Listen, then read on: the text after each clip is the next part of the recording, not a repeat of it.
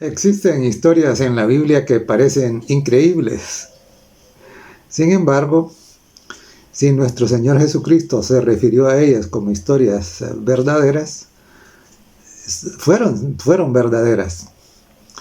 Una de esas historias es precisamente el relato de lo que le ocurrió al profeta Jonás. En esta oportunidad estaremos considerando precisamente la experiencia de Jonás. Podríamos pensar a veces de que Jonás era un rebelde y que no tenemos parecidos con él. A lo mejor sí tenemos algunos parecidos. Estaremos estudiando entonces en esta oportunidad un poco de la experiencia de Jonás. Como siempre, antes invocaremos la presencia del Espíritu Santo con nosotros. Oramos. Amoroso Padre que estás en el cielo, nos inclinamos ante ti sabiendo de que tú eres Dios todopoderoso, que puedes hacer absolutamente todo, aun aquello que a nuestras mentes humanas les parece imposible. Ahora, Señor, al estudiar la experiencia de Jonás, suplicamos que tu Espíritu abra nuestro entendimiento y podamos recibir las lecciones que tú quisiste que recibiéramos al dejar este libro en tu santa palabra. Bendícenos, pues, en el nombre de Jesús lo pedimos. Amén. Jonás era un profeta que necesitaba aprender lecciones. A veces nos preguntamos, ¿y por qué Dios se molesta en enviar a un profeta que no quiere ir? En realidad, en el libro de Jonás vemos la preocupación de Dios por aquellos que no están bien. Y Dios estaba preocupado no solo por los habitantes de Nínive, sino también estaba preocupado por Jonás. Así es que, entendiendo esto, comenzamos. Les invito para que puedan abrir su Biblia en el libro de Jonás, en el capítulo 1. Y leemos en el verso 2. Levántate y ve a Nínive, aquella gran ciudad, y pregona contra ella, porque ha subido su maldad delante de mí. A veces los hombres tendemos a pensar de que las cosas en la tierra ocurren sin que a nadie le importe. Sin embargo, Dios no es indiferente a lo que pasa en este planeta. Nada escapa de sus ojos.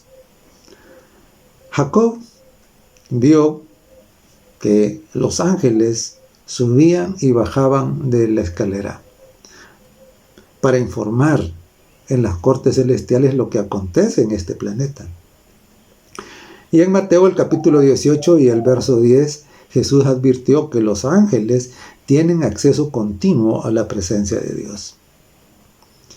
Como juez del universo, Dios estaba enterado de la situación de Nínive, así como estuvo enterado de la situación en Sodoma, de la situación antes del diluvio, y como está enterado de lo que está pasando hoy.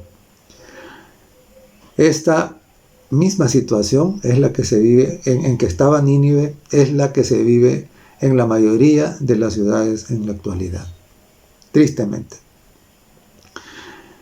Y la situación en Nínive era tan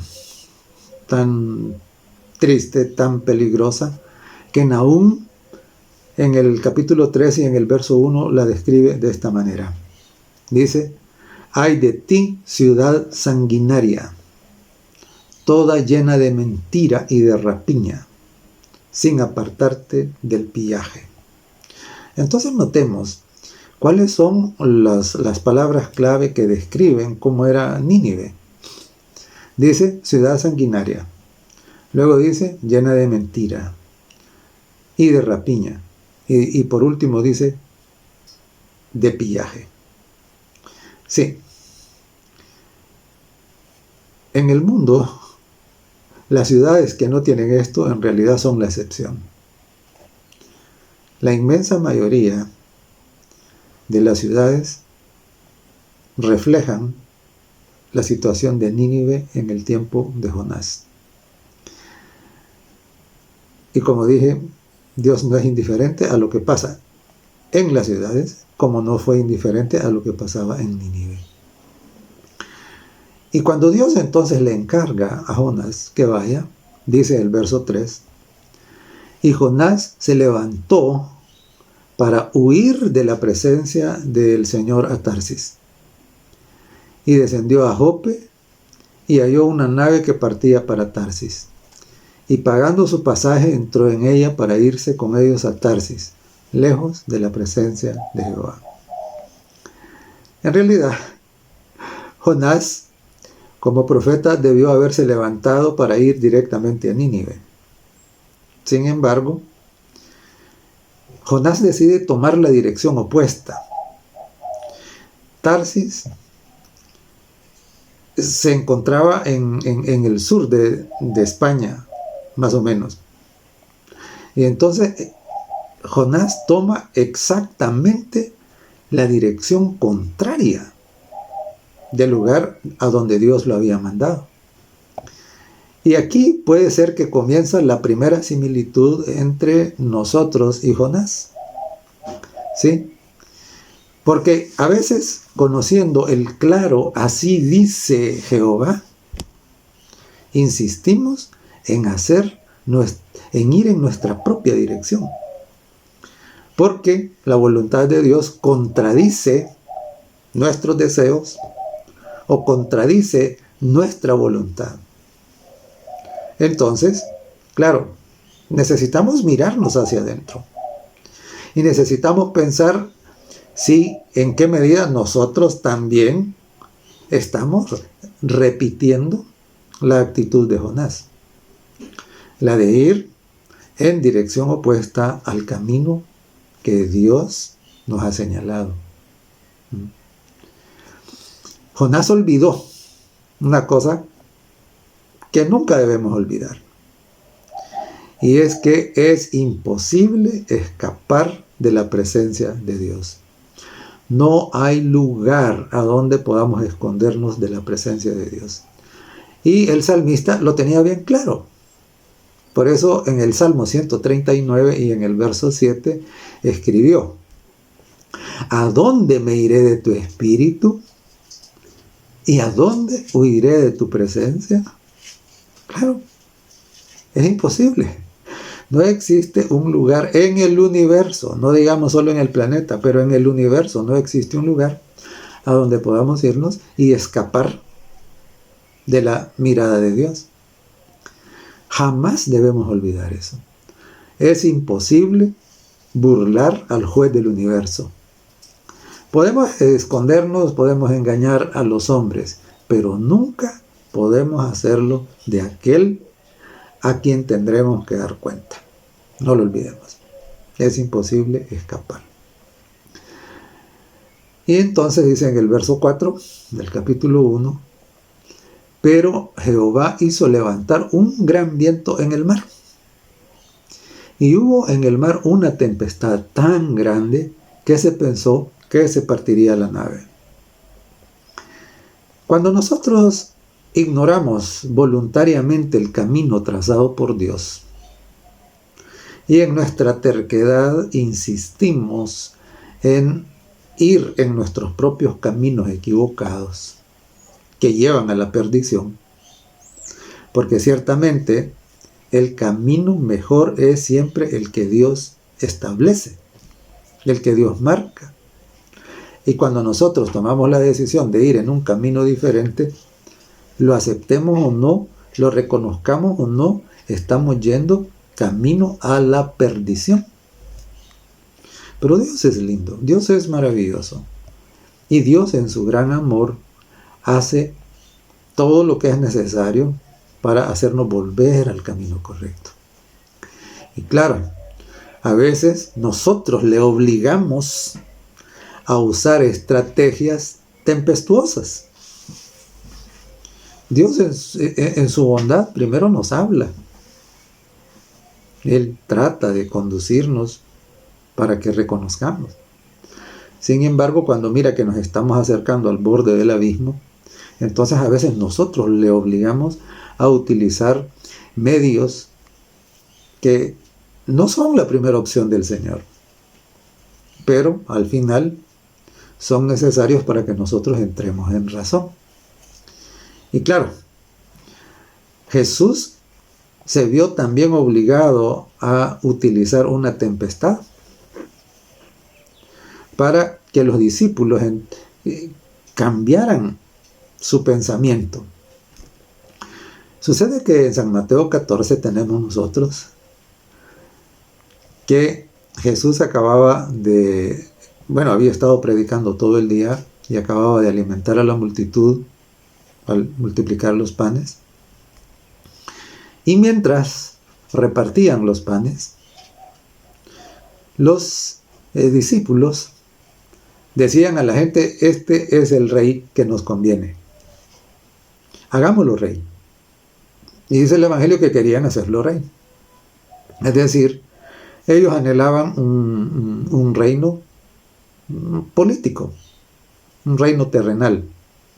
Y ahora, precisamente, que Jesús hace la multiplicación de los panes y los peces, además, todo el mundo sabía que Jesús había sanado enfermos, que había resucitado muertos.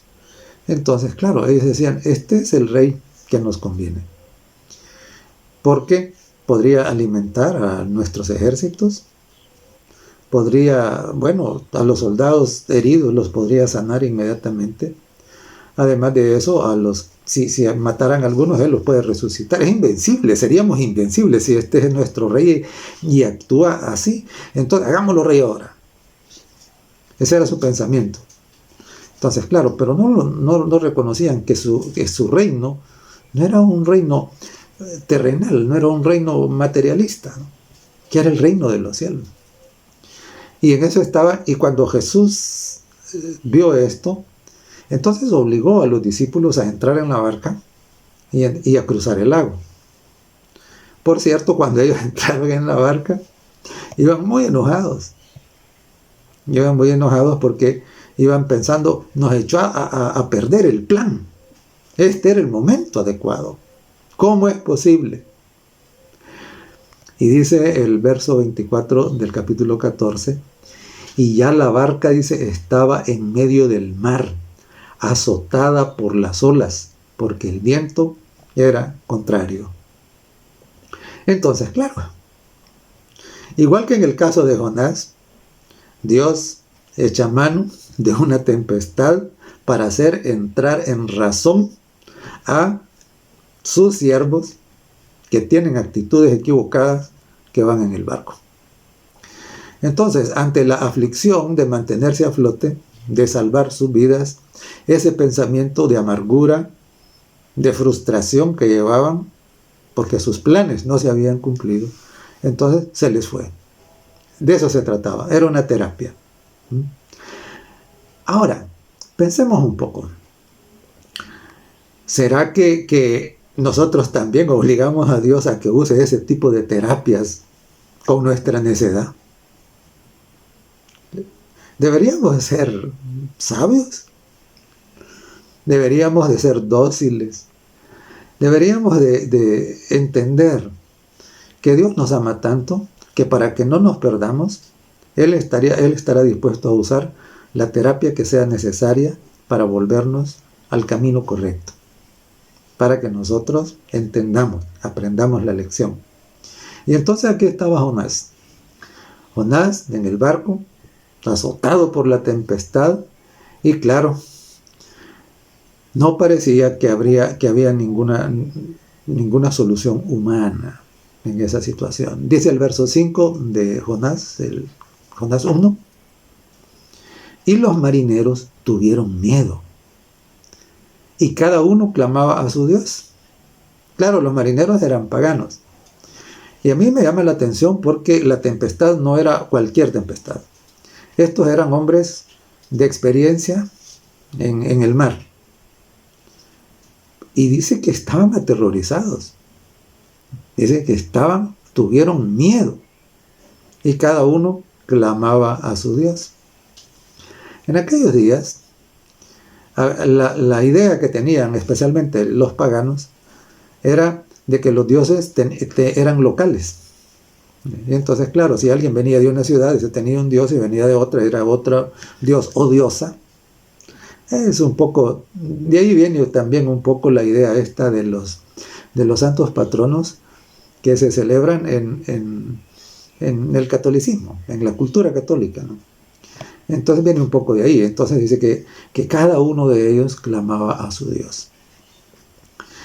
Y estaban tan asustados y tenían tanto miedo de perder sus vidas, que dice el pasaje, y echaron al mar los enseres que había en la nave, para descargarla de ellos. Aquí hay una lección que no debemos dejar pasar por alto.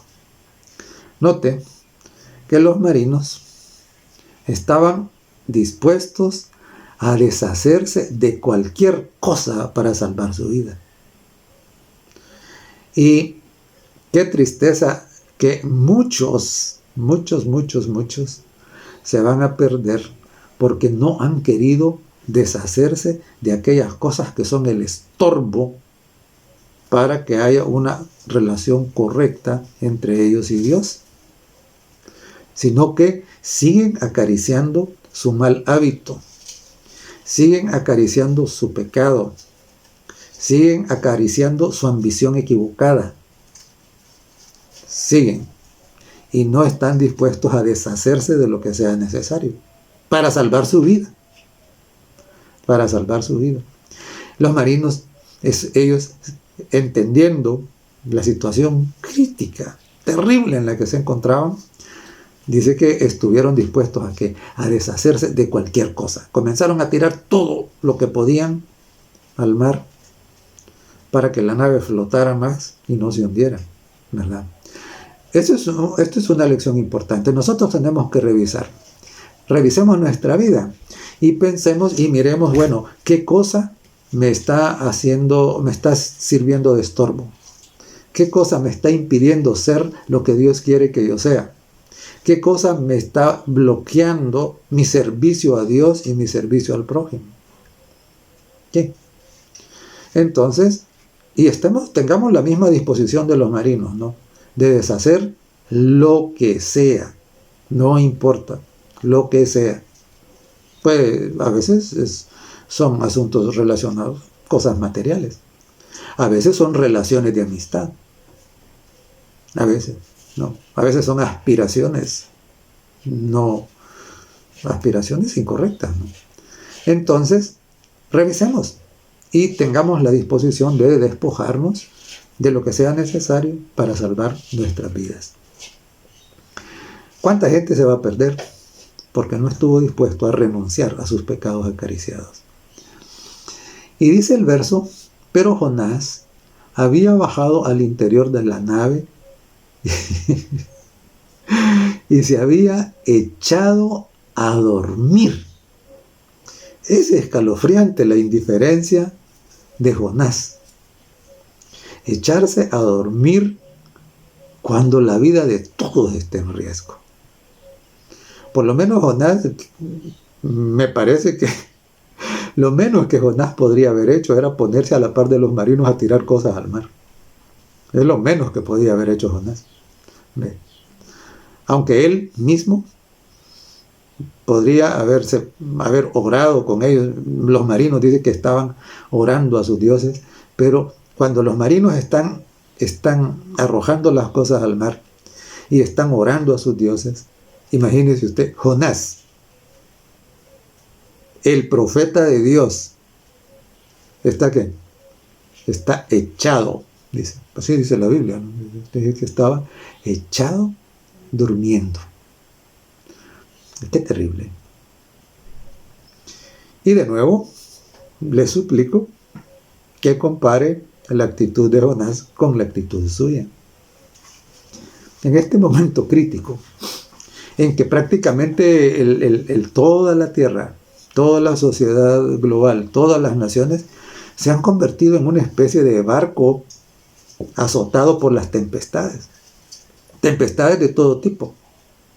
Tempestades delincuenciales, ¿no? Tempestades de corrupción. Tempestades de inmoralidad.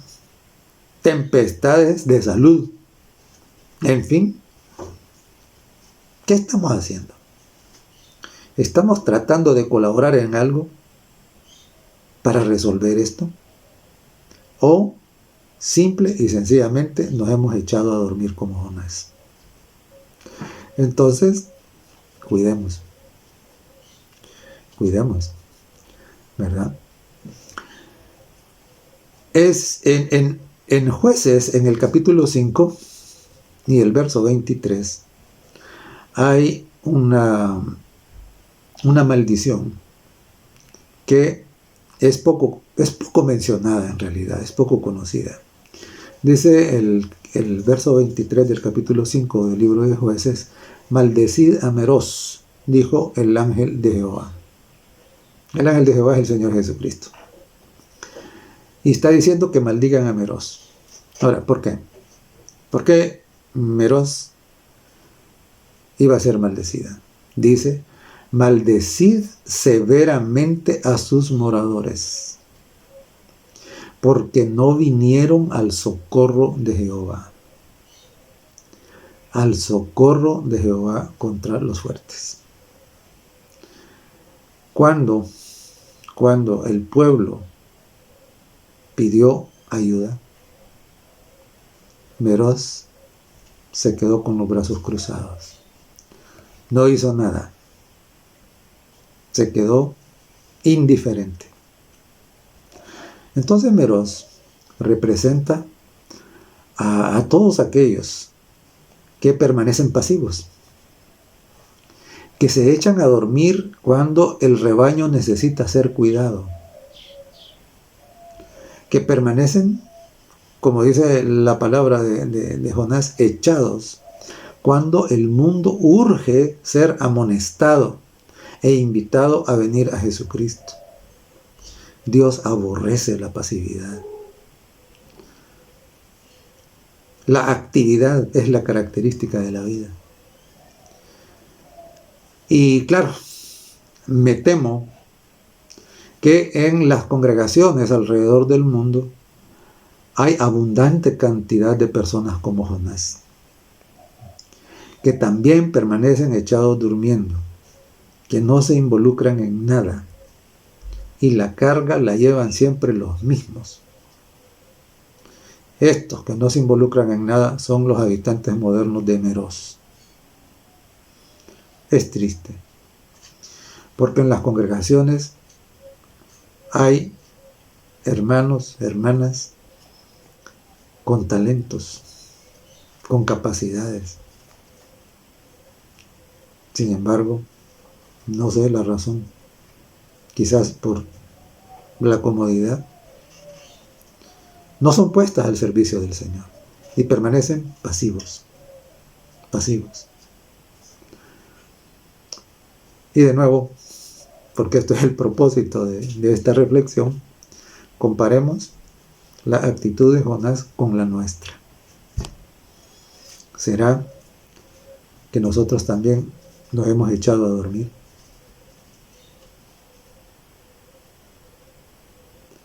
Tengamos cuidado, porque Meroz recibe la maldición del ángel de Jehová.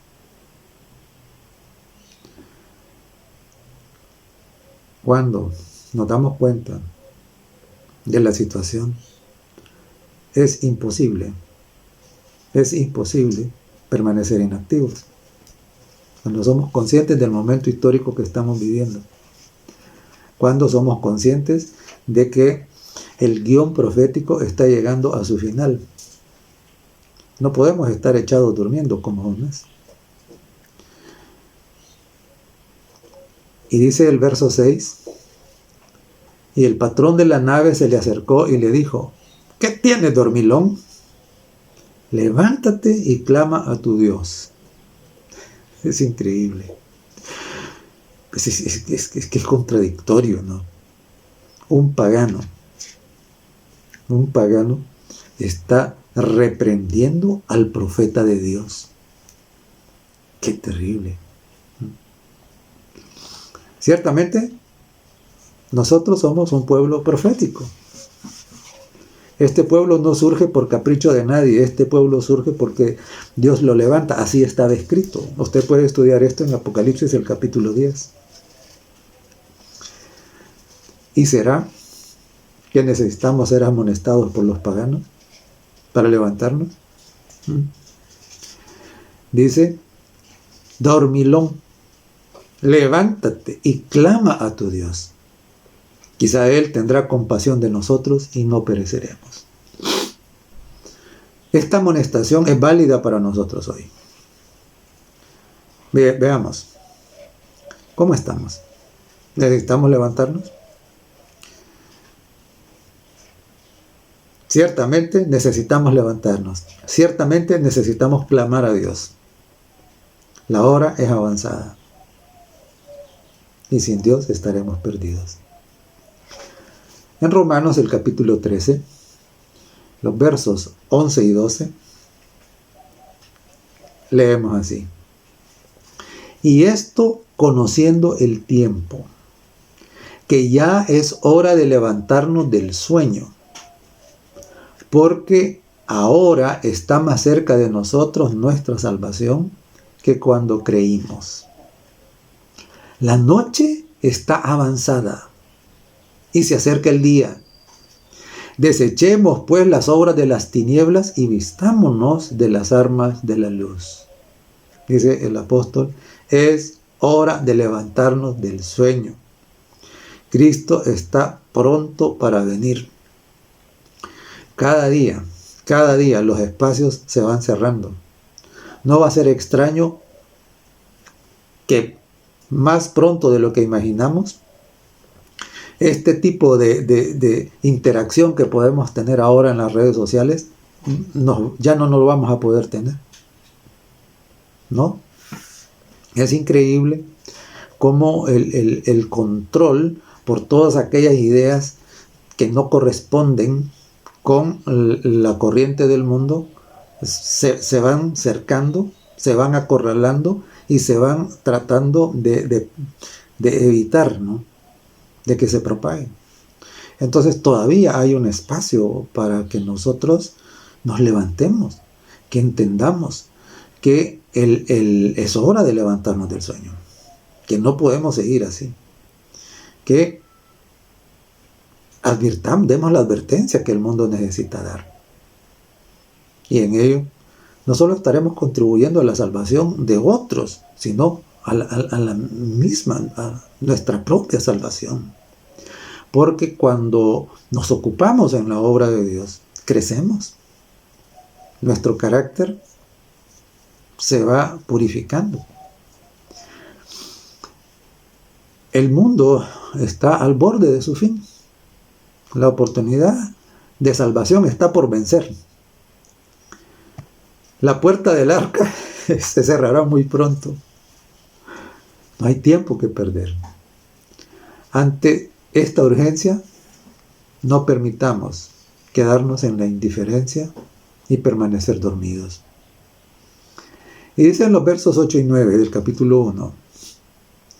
Y entonces le dijeron ellos, decláranos ahora por qué nos ha venido este mal. ¿Qué oficio tienes? ¿De dónde vienes? ¿Cuál es tu tierra? ¿De qué pueblo eres? Y entonces Jonás responde. Y él le respondió, soy hebreo y temo a Jehová, Dios de los cielos, que hizo el mar y la tierra. Y claro, Jonás como profeta, él conocía muy bien la teoría, ¿no? Y una cosa positiva que podemos decir de Jonás, que aparece en este pasaje, es que él no oculta su identidad. Él dice claramente, de manera transparente, soy hebreo. Y eso es bueno. Y creo yo que es fundamental que nosotros tengamos esa misma transparencia, ¿no? que no escondamos nuestra identidad de cristianos, sino que al contrario, desde el principio la gente tiene que saber que nosotros pertenecemos al Señor Jesucristo, que Él es nuestro Rey, que nosotros aceptamos la Biblia como la autoridad suprema, que somos adventistas del séptimo día, que el sábado no trabajamos, porque es el día en que dedicamos para adorar a Dios y para ocuparnos en servirle y servir a otros de manera completa. Entonces, claro, no escondamos lo que somos. Y digo, este es un punto positivo acerca de Jonás. Él fue bien claro y él dijo, soy hebreo. ¿Verdad? Y además, me encanta luego cómo responde, ¿no? Porque dice, soy hebreo y temo a Jehová. Hermoso, ¿no? Temo a Jehová. Aunque ese temor de Jehová que tenía Jonás era bastante relativo. Porque si era cierto que él temía a Jehová de todo corazón, no estaría haciendo lo que estaba haciendo. Pero bueno, en teoría, él temía al Señor. Dice, soy hebreo y temo a Jehová. Y entonces identifica quién es Jehová. Dice, el Dios de los cielos que hizo el mar y la tierra. Me encanta esa respuesta de Jonás por una razón.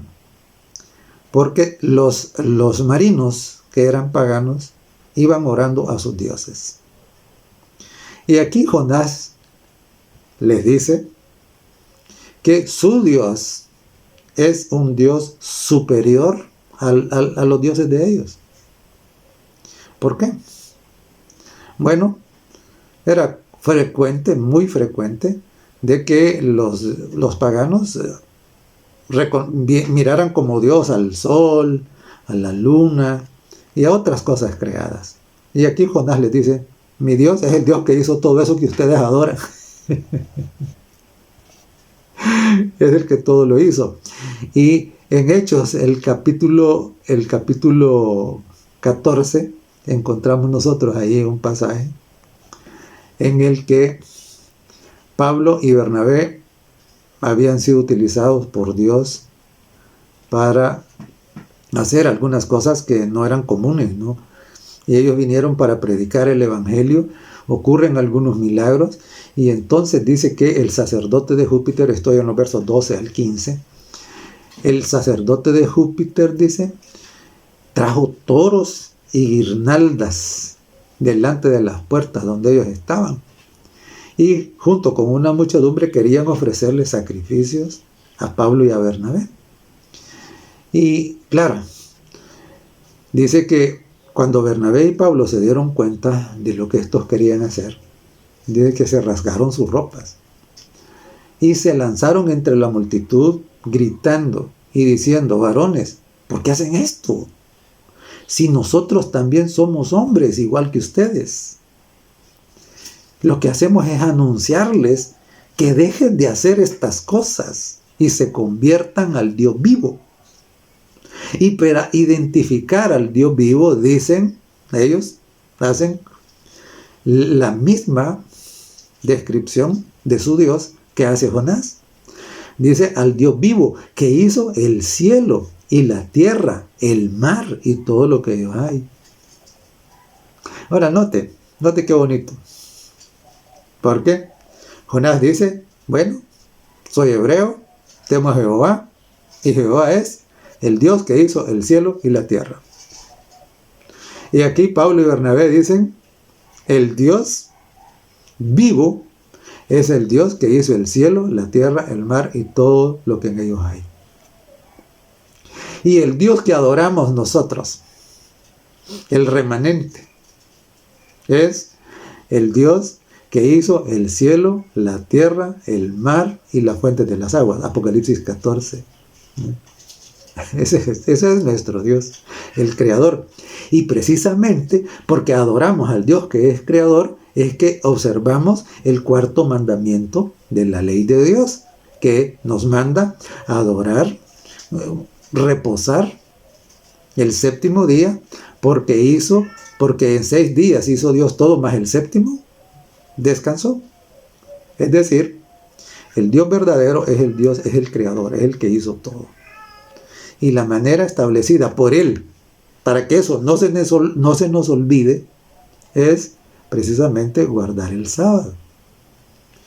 Este día es precisamente para reconocer que hay un solo Dios verdadero, y ese es el creador. Todo lo demás que existe en el universo es una criatura. Todo. El único que no es creado es Dios. Es el Dios verdadero. Es el creador. Y por lo tanto, es a este Dios al que le debemos la vida. Al que le debemos continuar con vida y con salud. Es el que nos sustenta. Y que solamente por la gracia de este Dios que hizo el cielo y la tierra, el mar y la fuente de las aguas, es que podemos tener vida eterna. Y cuando recordamos que el Dios es el creador, y que además de ser el creador es el sustentador, entonces debemos de recordar que nosotros somos dependientes. Y que por nosotros mismos no podemos ni siquiera mantener latiendo nuestro propio corazón. ¿Sí? Por eso es que Satanás odia tanto el cuarto mandamiento. Y él le dice al mundo engañado: guarden todos, menos el sábado. Porque el sábado, el cuarto mandamiento, es el que identifica, es el que caracteriza al Dios verdadero. Entonces, claro, Jonás hace bien al decir: soy hebreo, no esconde su identidad, nosotros no debemos esconder nuestra identidad. Además, él dice: temo a Jehová. No sé, no estoy seguro de que eso se cumpliera en el caso de Jonás, pero sí debemos asegurarnos que se cumpla en el caso de nosotros. Debemos temer a Dios. El fin de todo el discurso oído es este: teme a Dios y guarda sus mandamientos.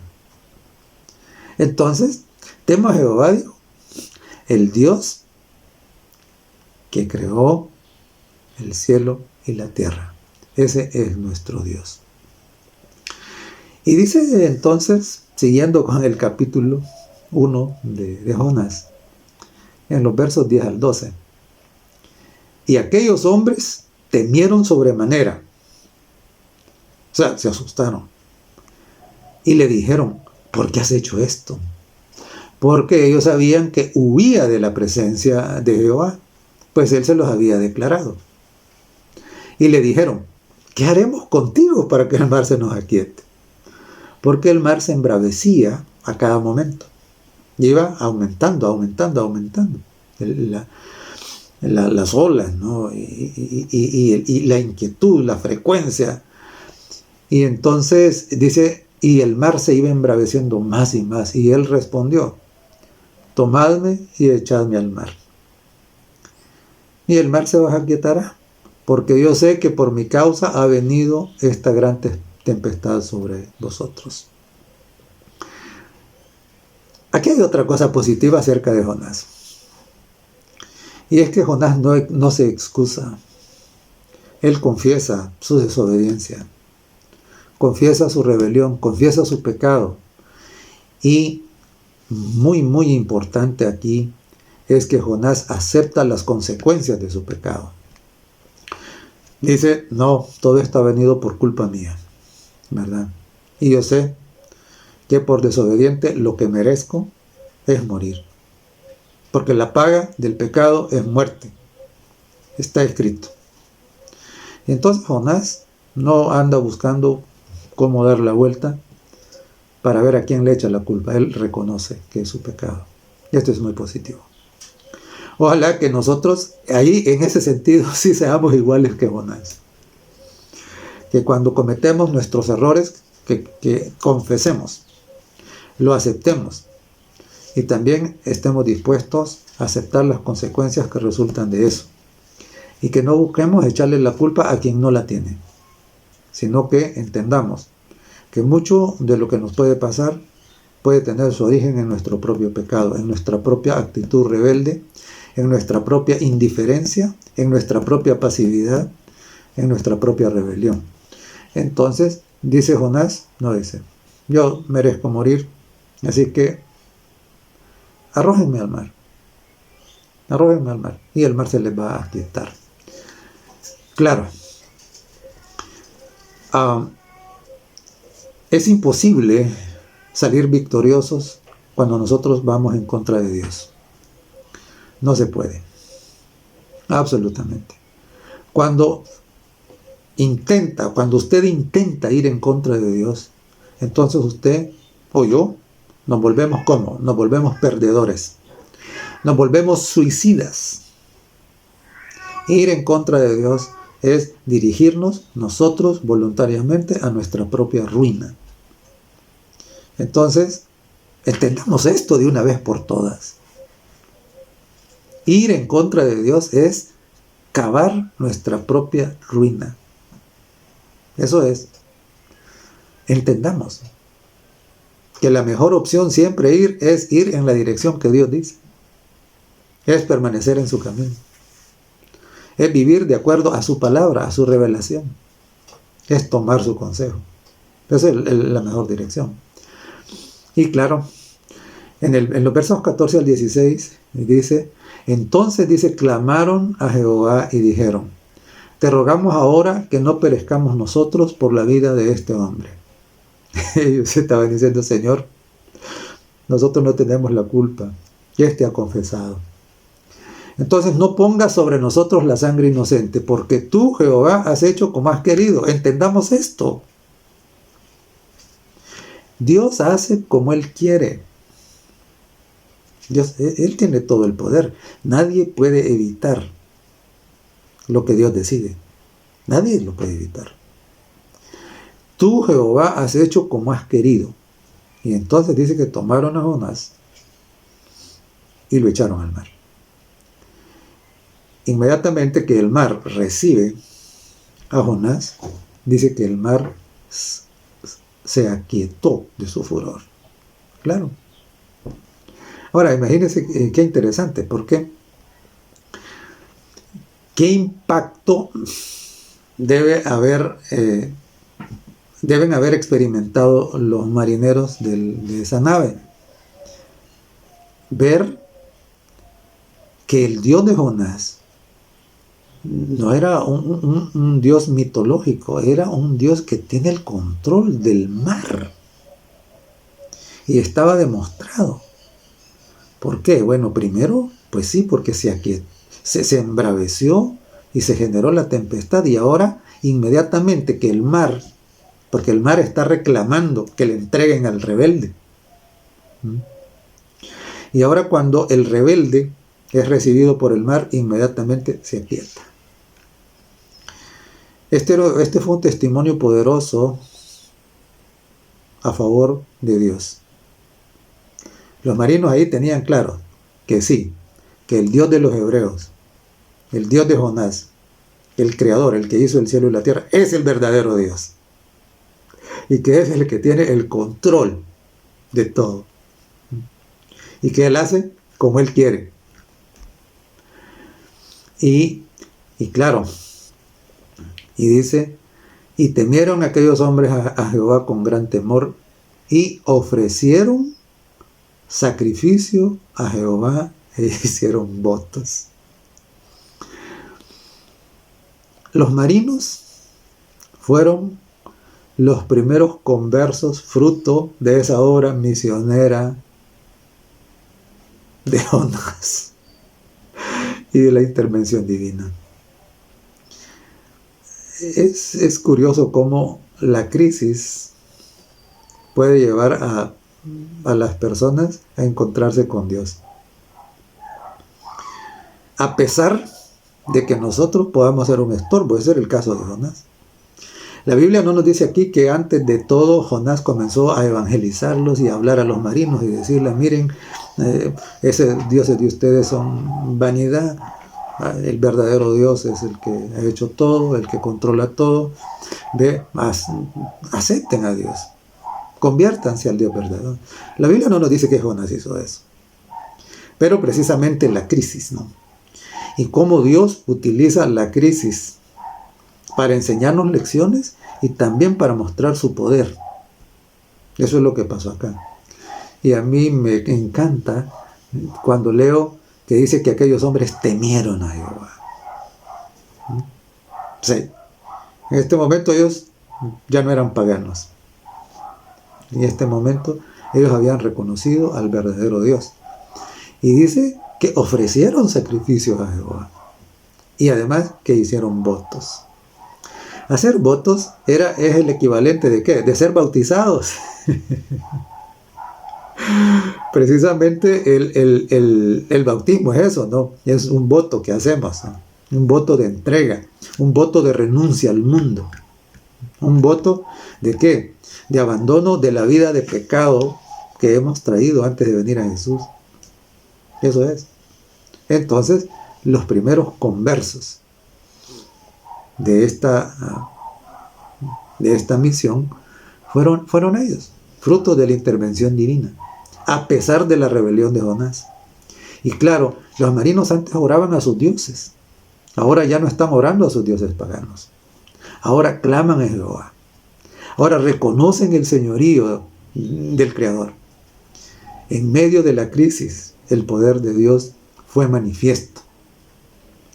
Y claro, no esperemos que la tempestad nos rodee para dar a conocer el amor y el señorío de Dios. No esperemos eso. No obliguemos a Dios a usar esas estrategias con nosotros. Y dice el verso 17: pero Jehová tenía preparado un gran pez que tragase a Jonás.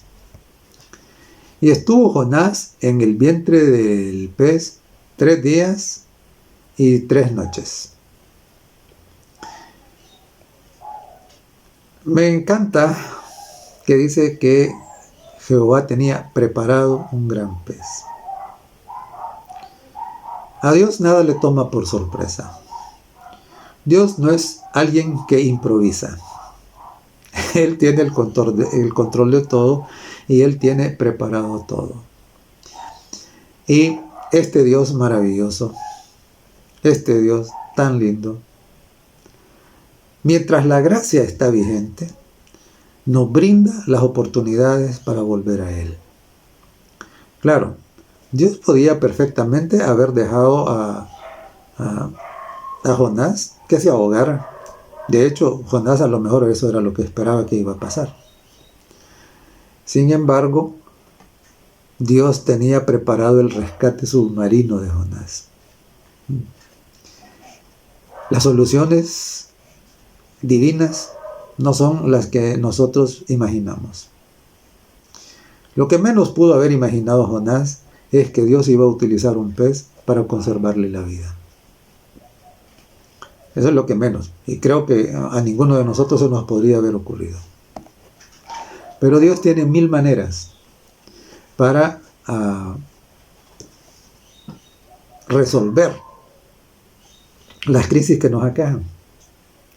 Por eso no debemos de querer imponer nuestra voluntad a Dios, sino debemos acostumbrarnos a esperar en Él, a confiar que para Él nada es imposible, a confiar que Él tiene la solución más increíble o que pueda parecer más imposible. Pero necesitamos confiar en Él. Y claro, la gracia no se había vencido para Jonás. Y entonces Dios va y le da otra oportunidad más. Y eso también pasa con nosotros. No sé cuál es su situación. No lo sé. Pero si usted se ha apartado del Señor, si usted está viviendo en una dirección contraria a la dirección establecida por Dios, pare, deténgase un momento y vuelva hacia el Señor. La gracia todavía está vigente. Y mientras la gracia esté vigente, el Señor estará dispuesto a recibirlo con los brazos abiertos. Así es que, claro, igual para Jonás, la gracia estaba vigente. Debemos de recordar que la gracia no estará vigente de manera indefinida. Así como se cerró la puerta del arca una semana antes de que comenzara la terrible tempestad del diluvio, la puerta fue cerrada, se cerró sobrenaturalmente. Y lo mismo va a ocurrir ahora, ¿no? La gracia llegará a su final, el tiempo de gracia terminará. Por eso el profeta Isaías dice, venid luego, y estemos a cuenta, ¿verdad? Claro, la gracia dejará de estar disponible antes de que venga Jesucristo. Ya cuando Jesús venga ya será demasiado tarde. Si en su vida se está repitiendo la experiencia de Jonás, reconsidere sus caminos. Y recuerde, todo el que abandona al Creador, abandona la vida. Porque la consecuencia del pecado es la muerte eterna. Claro. Tenemos acá una serie de lecciones que debemos aprender, debemos tomar en cuenta. Como dije al inicio, comparemos la situación de Jonás con la nuestra. Y probablemente, bueno, estamos aquí en la tierra y el Señor no va a mandarnos un pez para que nos trague, pero puede mandar otra cosa, puede propiciar otra situación. Y recordemos, no le obliguemos a usar estos medios que son extremos, a generar la tempestad para que entendamos, para que aprendamos la lección. Y claro, volvámonos al Señor. No ocultemos nuestra identidad. Reconozcamos que el Dios verdadero es el Creador. Y no sigamos durmiendo. No sigamos en la pasividad. Hagamos la parte que nos toca. No existe mayor satisfacción que vivir en comunión con Dios y hacer su voluntad. Amar a Dios sobre todas las cosas y amar al prójimo. No hay cosa mejor que eso. ¿Cuánta gente está muriendo por la amargura que hay en su corazón, por el odio que alberga, por la negativa a acercarse a su Creador? No sea usted uno de ellos. Al contrario, venga el Señor. Lo está esperando. Así como Dios estaba preocupado por los habitantes de Nínive y por los marinos que iban en el barco y por Jonás, también está preocupado por usted. Está preocupado por mí. Y está preocupado por su familia. Y está preocupado por sus amigos. Está preocupado por todo. Porque Dios es amor, Dios es lindo, Dios no quiere que nadie se pierda. Pero Dios no nos puede salvar a la fuerza. Nosotros tenemos que permitirle que nos salve. Tenemos que invitarlo a venir. No deje pasar la oportunidad. Mirando las noticias de lo que ocurre en el Medio Oriente, es triste como un conflicto ha cegado la vida de cientos de personas. Y claro, a veces pensamos, pobrecitos allá como mueren, pero la realidad es esta. La realidad es que la muerte puede llegarnos a nosotros cualquier día. Y si nos llega, que nos encuentre en los brazos del Señor, no fuera de Dios, no dándole la espalda a Dios, no, sino entregados, activos, sirviendo, cumpliendo la misión, adorando al que hizo el cielo, la tierra, el mar y las fuentes de las aguas. Que Dios nos bendiga. Amoroso Padre, damos gracias porque tú tienes soluciones insólitas para nuestros problemas. Cosas que nosotros ni se nos cruzan por la mente. Nos entregamos en tus manos. Ayúdanos para poder levantarnos. Ayúdanos para hacer la parte que nos toca. Ayúdanos para tener la determinación de ir siempre en la dirección que tú nos has marcado y jamás en contra de esa dirección. Por favor, guárdanos en tu divino amor. En el nombre de Jesús te lo pedimos. Amén.